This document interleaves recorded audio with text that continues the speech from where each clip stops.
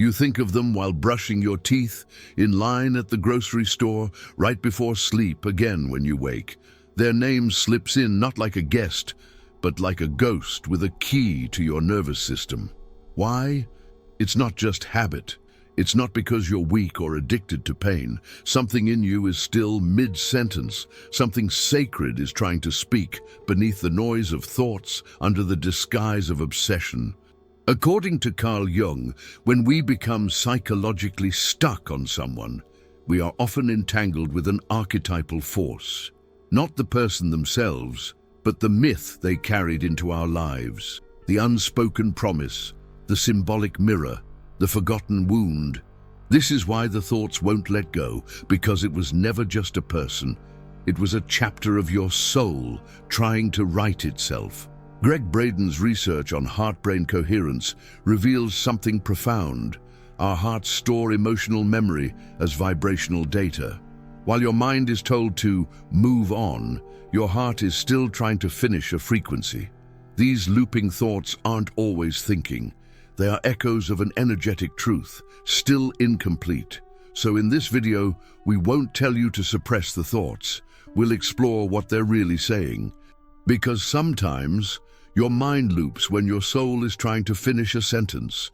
It's easy to believe you're overreacting, that if someone is no longer in your life, they should also no longer live in your thoughts. But the human psyche is not ruled by logic. It is shaped by ritual, rhythm, and emotional memory. When someone exits abruptly, or when a relationship dissolves without emotional clarity, something sacred remains suspended.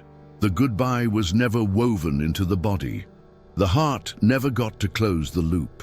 In Jungian psychology, what remains unfinished doesn't simply fade, it is sent below, into the unconscious.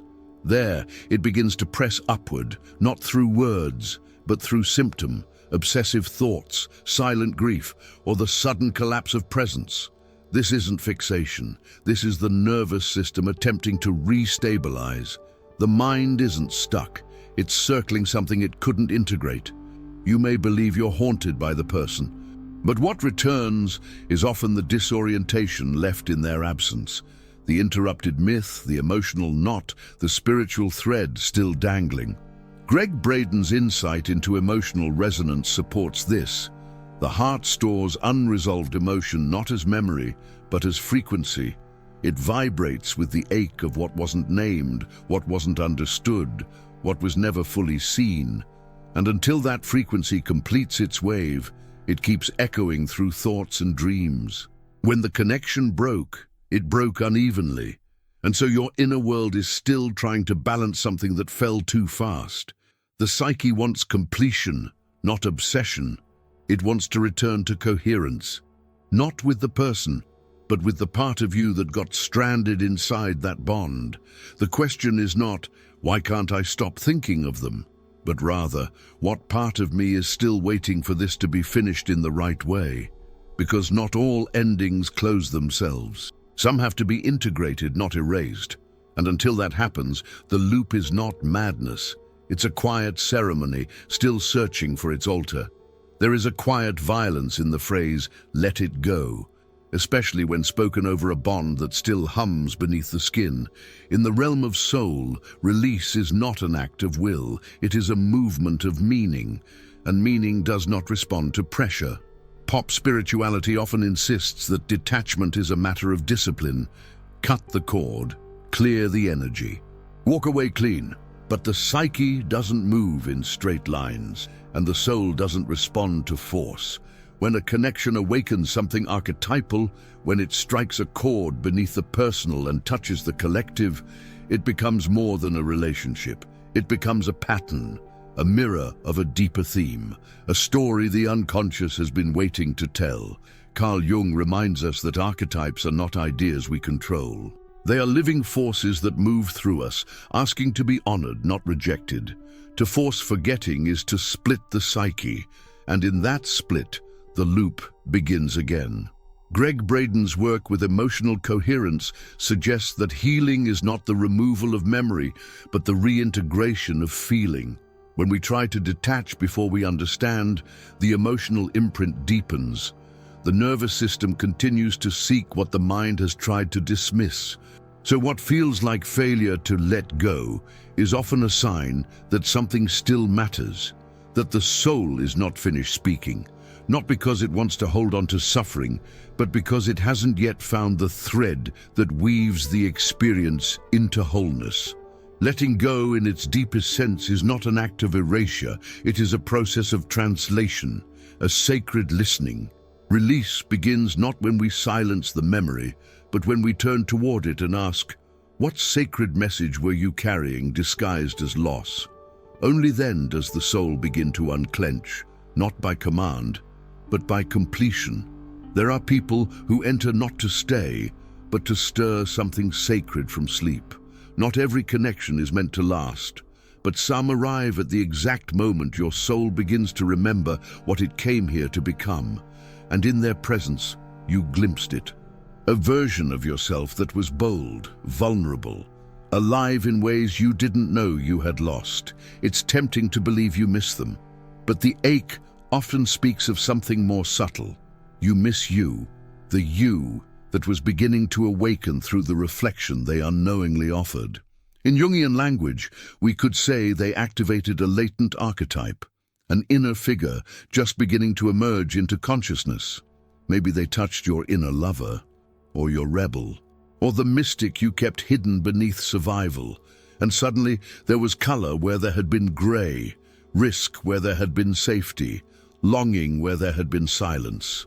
Gregg Braden reminds us that we don't just remember experiences, we remember states of being. The heart records the energy of the self we were becoming, and when the bond breaks, it is that version of us we mourn the most, the one who felt permission to exist.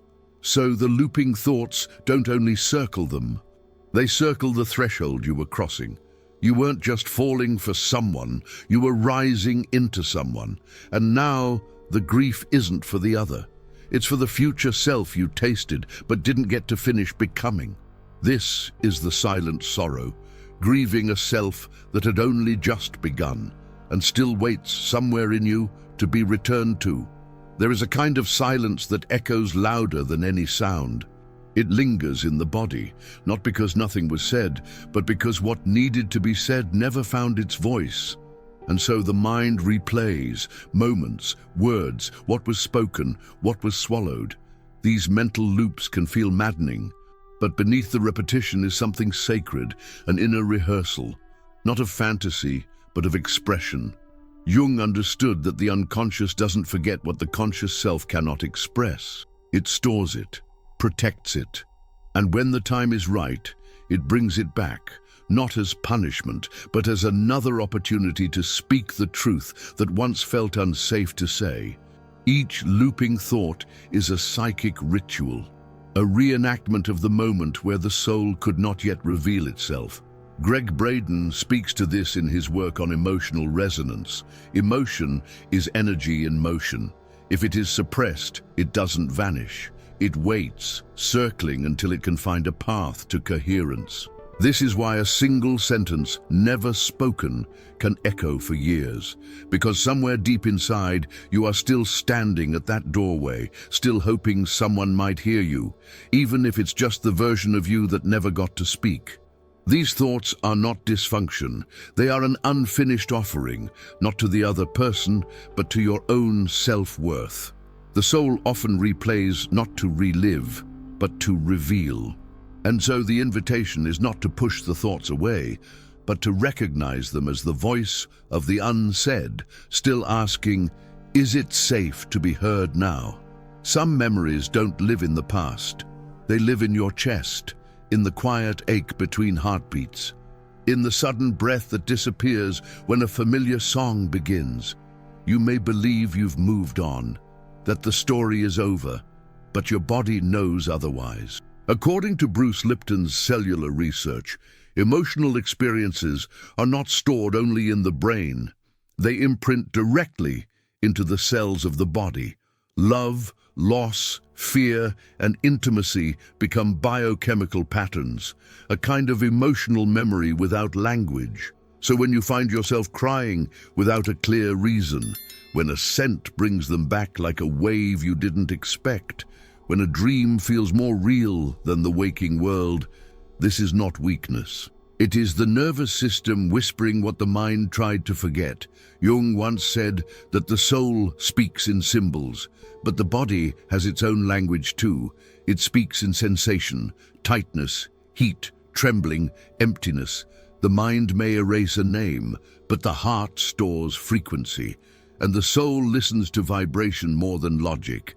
These echoes are not regressions, they are invitations, fragile, sacred calls to feel what wasn't fully felt, to remember, not the person, but the energetic imprint they left behind. This is the soul's method of healing, not by forgetting, but by allowing the body to tell its side of the story. And sometimes, what returns in the silence isn't them. It's the part of you that went missing when they left. Some people carry more than a name. They arrive with a weight that feels older than logic, as if they've stepped out of a dream you forgot you had. You might call it chemistry or fate, but often it's something deeper, an archetype dressed in human skin. Carl Jung taught that we don't always see people as they are. We see them as projections of an inner image, the lost protector, the spiritual twin, the untamed rebel, the muse we never gave ourselves permission to become. They reflect something ancient inside us, and we fall, not only for the person, but for what they carry, a symbol of the unfinished story within. This is why they feel unforgettable, why their voice lingers, even in silence, why no amount of reason seems to dilute the longing. You are not only remembering them, you are remembering what they meant. Gregg Braden has spoken of meaning as the real language of the heart, not words, not logic, but emotional significance, and when that meaning is strong, it imprints into your very sense of identity. So the question isn't, why can't I forget them, but rather, what part of my story did they symbolize? Because often, the ache is not about love lost. It is about a mirror removed, a portal closed, an inner figure left half awakened. But symbols don't belong to others. They originate in you, and what they activated is still waiting, not to be chased in someone else's eyes, but to be lived consciously from within. The soul does not ask for return, it asks for recognition. And once the symbol is reclaimed, the spell breaks, not with pain but with understanding. Did you enjoy the content and it made a difference for you? Click on Super Thanks and support our work. Some endings happen in the physical world, but the soul moves at a slower pace. It doesn't mark time by calendars or conversations, but by the feeling of whether something has been fully returned to its source. You may have walked away, blocked the number, deleted the photos, but still they appear. In thought, in dream, in the spaces where your energy feels thin. Because in the invisible fabric of the psyche, a thread remains, and when the weave is incomplete, the soul tugs gently at the mind, asking it to revisit the place where something was left behind. This thread is not simply memory. It is energy that was once shared, meaning that was never fully metabolized. Carl Jung understood this as psychic residue, unfinished emotional energy seeking return. And until the inner tapestry is rewoven, it continues to ripple through the system like a signal without a receiver. Their name becomes more than sound. It becomes a thread that leads back to a moment of disorientation, not to relive it, but to retrieve something left undone. Gregg Braden often speaks of coherence as the return to wholeness, where heart and mind re-enter dialogue. And in this space, the soul no longer needs to scream. Sometimes closure is not about cutting cords, but about bringing them home. Visualizing the return of the thread to your own heart is not about reclaiming the other. It is about reclaiming the energy you gave away without protection. The part of you that extended and never fully came back. The mind will stop looping, not when it forgets, but when the soul feels the weave has been completed. And only then does the thread stop pulling. because what was lost has been rewoven within. There was a woman who carried his name like a secret under her breath, not out loud, not every day, but in quiet spaces, when the sky turned violet or when a certain song fell through the silence just right. She felt him. Years had passed. She had tried everything to forget, but the memory didn't obey her logic. It obeyed the soul. What she couldn't name was that her grief was not really about him, not about going back, not about trying again. It was about a self she met while loving him, a version of her that only lived in his mirror. She remembered who she was when she looked at him, unfiltered, braver, still unsure, but willing to risk something holy. At first she thought she was obsessed, but eventually she realized what she truly missed was not the relationship. It was the way she reached for her own soul through it, and so she stopped trying to silence the memories. Instead, she wrote not to him, but to the woman who emerged in the fire of that bond, the one who cried without shame, who kissed without armor, who prayed even when the answer was silence. That part of her had been left behind, tangled in the longing, and through the memory she found her again, not with regret, but with reverence. She still thinks of him, but now it's not with aching, it's with gratitude, because he was never the destination. He was the mirror, the flicker, the opening. And through him, she remembered who she had always been, but had never fully seen until she loved. The looping isn't madness, it's meaning, unfinished. You weren't just remembering them. You were circling a moment in your story that never got to land. A sentence still hanging mid-air, a feeling that didn't get to speak its name. When the psyche cannot make peace with the way something ended, it revisits the place where it broke, not to repeat it, but to find a way to bring it home. Carl Jung once wrote, "The soul often speaks in whispers until it's forced to scream. And sometimes the scream doesn't sound loud.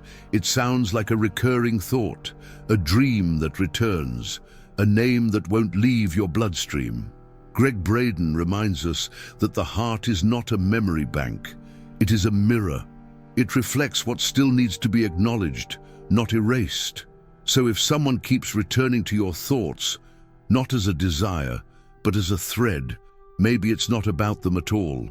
Maybe it's about you, the self you began to touch through that connection, the meaning that never found completion, the energy still waiting to be reclaimed. Because healing doesn't always mean silence. Sometimes it means understanding. Sometimes it means listening long enough for the loop to dissolve into revelation. You were never just thinking about them. You were listening to the soul, trying to become whole.